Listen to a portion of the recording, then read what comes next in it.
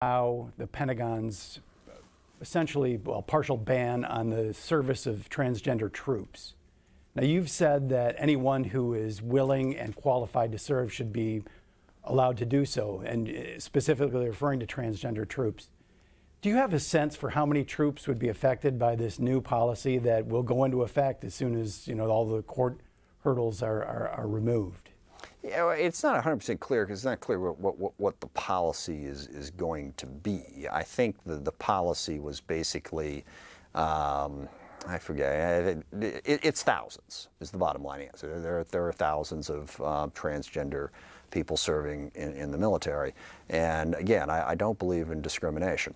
Well, sorry, I don't believe in discrimination for no reason. If you are qualified and trained and able to do the job, you ought to be able to do the job regardless of your gender status, sexual preference, or any of those things. So I think the policy the president announced to boot transgender people out of the military and not to allow them back in is wrong.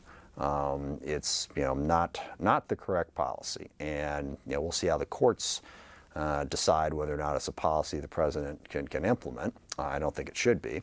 We'll fight it in any way we can because I don't believe transgender people should be kicked out of the military. They have served for a long time ably and should be allowed to continue to do so.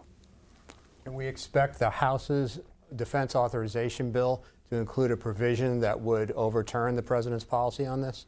Quite possibly. Look, one of the big picture things about the Armed Services Committee and the entire House, Democrats have retaken the House, but the Republicans still control the Senate and they still control the White House. And I want to emphasize for your viewers, on the Armed Services Committee, we have a lot of priorities. Personally, I think we need to figure out how to get more out of the money we spend in the Pentagon. I don't think we should have the bloated budgets that we've talked about. I think a more efficient approach. I think when we look at how we deter our adversaries, again, relying on the military as the sole way to do that, I think is a mistake. There's a lot of things I'd like to do, but our committee is, really has two priorities. One, we are bipartisan. We always have been. We work across the aisle, and with the Senate as well. We work together because we're trying to produce a product that's going to support the men and women who are putting their lives on the line to defend our country. And that's the second thing is we have to pass our bill.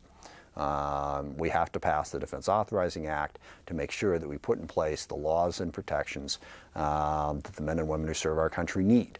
So, I'm not going to not pass a defense bill because the Senate's in one place and we're in another.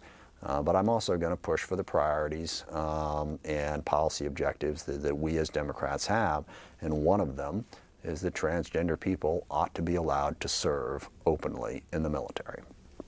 4 minutes left. One last question on this, sir, if I could.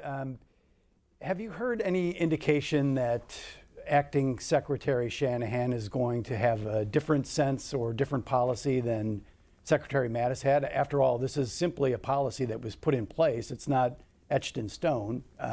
Is there any indication that there might be some ability to change some of the policy that Secretary Mattis had proposed? I have not, but keep in mind, the president announced the policy. The Pentagon hasn't implemented it. They have not kicked transgender people out of the military. And all 4 service chiefs testified that there has been no impact whatsoever on military readiness, on unit cohesion, on anything. The transgender people are serving, and it is not having a negative impact at all.